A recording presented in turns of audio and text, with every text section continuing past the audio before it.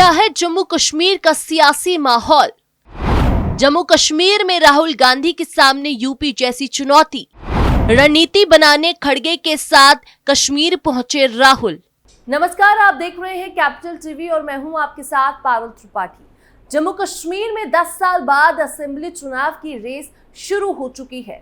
PDP और national conference अपने उम्मीदवारों की पहली सूची जारी कर चुकी है। इसी बीच अब कांग्रेस भी प्रदेश में सक्रिय हो गई है। क्षेत्रीय दलों के साथ संभावित गठबंधन पर चर्चा करने के लिए संसद में विपक्ष के नेता राहुल गांधी और कांग्रेस अध्यक्ष मल्लिकार्जुन खड़गे श्रीनगर पहुंचे हैं। उनका दौरा ऐसे समय में हुआ है जब राजनीतिक गतिविधियां तेज है और पार्टियां अगले महीने होने वाले चुनावों के लिए कमर कस रही हैं। लेकिन इसी के साथ आपको बता दें कि जम्मू कश्मीर की विधानसभा में एक वक्त में कांग्रेस का जलवा हुआ करता था, उनका प्रभुत्व था। 1947 के बाद जम्मू कश्मीर में 19 सरकारें रही, इसमें से 11 सरकारों का हिस्सा कांग्रेस रही। लेकिन चुनाव दर चुनाव कांग्रेस यहां पर कमजोर होती गई। इसकी सबसे बड़ी वजह गुटबाजी रही। गुटबाजी की वजह से ही पीडीपी का जन्म हुआ। अलग अलग दौर में यहां पर कांग्रेस में खेमेबाजी देखी गई और इसी के साथ सवाल ये उठता है कि जम्मू कश्मीर में चुनाव दर चुनाव कैसे कमजोर होती गई कांग्रेस। अब राहुल गांधी के सामने यूपी जैसी है चुनौती। इन्हीं सवालों पर करेंगे विस्तार से बात। चलिए शुरू करते हैं। जम्मू कश्मीर में कैसे कमजोर हुई कांग्रेस। जम्मू कश्मीर में 10 साल बाद विधानसभा के चुनाव होने जा रहे हैं।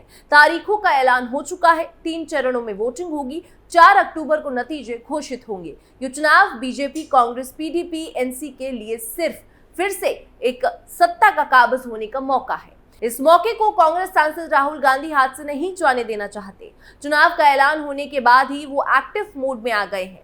लोगों का मूड जानने के लिए वो कश्मीर के दौरे पर है। राहुल का प्रयास घाटी में कांग्रेस को फिर से खड़ा करने का है, पार्टी को उस स्थिति में पहुंचाने का है जहां वो 1980 से पहले हुआ करती थी। घाटी में तब कांग्रेस का एक छत्र राज हुआ करता था। जम्मू कश्मीर में कांग्रेस के कमजोर होने की वजह उसके अपने ही नेता रहे हैं। पार्टी में अलग अलग दौर में गुटबाजी रही है। एक खेमा दूसरे खेमे के चमकने से मुंह बना लेता था। होता यह था कि पार्टी टूट जाती और इसका असर विधानसभा चुनाव में होता था। 27 अक्टूबर 1947 के बाद से जम्मू कश्मीर में 19 सरकारें रही, इसमें से 11 सरकारों का हिस्सा कांग्रेस रही। राज्य में कांग्रेस का हाल वैसा ही हुआ जैसे उत्तर प्रदेश में है। जैसे जम्मू कश्मीर में पीडीपी, एनसी के मजबूत होने से कांग्रेस कमजोर होती गई, वैसे यूपी में सपा और बसपा के बढ़ते जनाधार से कांग्रेस का आधार कमजोर होता गया। गुटबाजी ने कांग्रेस को किया कमजोर। जम्मू कश्मीर में कांग्रेस के कमजोर होने की बड़ी वजहों में गुटबाजी रही। दशक दर दशक कांग्रेस का कोई ना कोई बड़ा नेता ने पार्टी से अलग होने का फैसला लिया। जम्मू कश्मीर के पहले मुख्यमंत्री गुलाम मोहम्मद सादिक का पार्टी के ही नेता सईद मीर कासिम के साथ विवाद चलता रहता था। दोनों में मतभेद के कारण पार्टी 1960 के दशक में 2 गुटों में विभाजित हो गई थी। ये झगड़ा मोहम्मद सादिक के निधन होने तक जारी रहा था। सादिक सूबे के पहले मुख्यमंत्री थे और कासिम राज्य में पार्टी प्रमुख थे। सादिक के बाद जम्मू कश्मीर के मुख्यमंत्री बनने वाले कासिम राज्य में कांग्रेस के विभाजित होने के लिए पार्टी के आला कमान को जिम्मेदार मानते हैं। कासिम ने अपने संस्मरण माई लाइफ माई टाइम में लिखा कि मुझे और सादिक को कश्मीर की राजनीति में लौकिक जोनाथन और डेविड के रूप में पहचाना जाता था, लेकिन कांग्रेस ने हमें राजनीतिक प्रतिद्वंदी और दुश्मन बनाने में अपनी पुरानी साजिशों का इस्तेमाल किया। कांग्रेस जम्मू कश्मीर की राजनीति में सारी गंदगी और धूल डालने वाली एजेंसी बन गई थी। कासिम 25 फरवरी 1975 तक जम्मू कश्मीर के सीएम रहे। इंदिरा शेख समझौते के बाद शेख अब्दुल्ला जम्मू कश्मीर के अगले मुख्यमंत्री बने। इंदिरा गांधी ने मुफ्ती सईद के जरिए कासिम का कद छोटा कर दिया था। सईद को 1975 में पीसीसीआई का प्रमुख नियुक्त किया गया था। नहीं खत्म हुई कांग्रेस में गुटबाजी। नेता आए और गए, लेकिन कांग्रेस में गुटबाजी खत्म नहीं हुई। अब गुलाम नबी आजाद और सैफुद्दीन सोज के बीच विवाद शुरू हुआ। इसी की शुरुआत तब हुई जब सोच का पार्टी ने इनाम दिया था। दरअसल प्रोफेसर सैफुद्दीन सोज 2000 में कांग्रेस में शामिल हुए थे।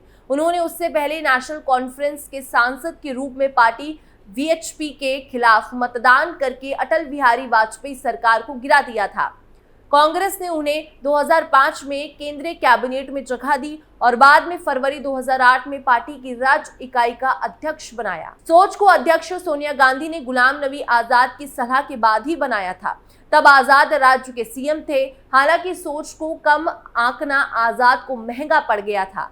पार्टी के भीतर आजाद और सोच की लांबिया पार्टी के लिए सार्वजनिक शर्मिंदगी का कारण बनी। दोनों पक्षों ने एक दूसरे पर हमला शुरू किया। पार्टी असंगठित हो गई। इसका असर चुनाव में दिखा। 1996 के बाद कांग्रेस को 2014 के विधानसभा चुनाव में सबसे कम सीटें मिली थी। कांग्रेस के सामने यूपी जैसी चुनौती। राहुल गांधी के सामने कश्मीर में वैसे ही चुनौती है जैसे उनके सामने यूपी में है। यूपी में भी कांग्रेस एक वक्त सबसे मजबूत पार्टी हुआ करती थी। सूबे में कांग्रेस के एक से बढ़कर एक नेता हुए। गोविंद वल्लभ पंत से लेकर सुचेता कृपलानी तक ने वहां की सत्ता संभाली। 1950 से लेकर 1963 तक लगातार कांग्रेस की यूपी में सरकार रही। इसके बाद 1969 से 1970 और 1970 से 1973 तक भी उनका सीएम रहा। इसके बाद कुछ महीने राष्ट्रपति शासन रहा। कुल मिलाकर 1979 तक कांग्रेस की सरकार यहां पर रही। हाँ, बीच में जरूर जनता पार्टी और भारतीय क्रांति दल की भी सरकारें आईं, लेकिन 1979 के बाद यहां से कांग्रेस धीरे धीरे साफ होती गई। वो 35 साल से यहाँ की सत्ता पर काबिज होने की उम्मीद लगाई बैठी है। जिस तरह कश्मीर में कांग्रेस एनसी और पीडीपी के सहारे फिर से खड़ा होने की कोशिश में जुटी है, वैसे ही वो यूपी में सपा के दम पर अपने आधार को मजबूत करने में लगी है। इन दोनों राज्यों में कांग्रेस का अकेले दम पर खड़े होना बेहद मुश्किल दिख रहा है, क्योंकि उसके पास ना तो अब दोनों राज्यों में स्टेट लेवल का कोई दिग्गज नेता बचा है और ना ही कार्यकर्ताओं में जोश। कश्मीर में कांग्रेस को फिर से खड़ा होना है तो उसे पीडीपी और एनसी का सहारा लेना ही होगा। केंद्र शासित इस राज्य में कांग्रेस के जो सबसे बड़े नेता गुलाम नबी आजाद हुआ करते थे, वो भी उससे अलग हो चुके हैं। यानी यूपी की तरह यहाँ पर भी उसके पास कोई बड़ा चेहरा नहीं बचा है। पार्टी का संगठन भी यहाँ मजबूत नहीं रहा है। जम्मू कश्मीर चुनाव में एनसी से हाथ मिला सकती है कांग्रेस।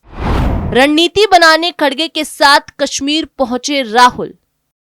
राहुल गांधी और कांग्रेस अध्यक्ष मल्लिकार्जुन खड़गे श्रीनगर पहुंचे हैं। श्रीनगर हवाई अड्डे पर उतरने के बाद राहुल गांधी डल झील के किनारे एक निजी होटल में पहुंचे। उन्होंने मौके पर मौजूद मीडिया कर्मियों की ओर हाथ हिलाकर इस यात्रा के महत्व का संकेत दिया। अपने प्रवास के दौरान गांधी और खड़गे कांग्रेस के शीर्ष नेताओं के साथ कई बैठकें करेंगे।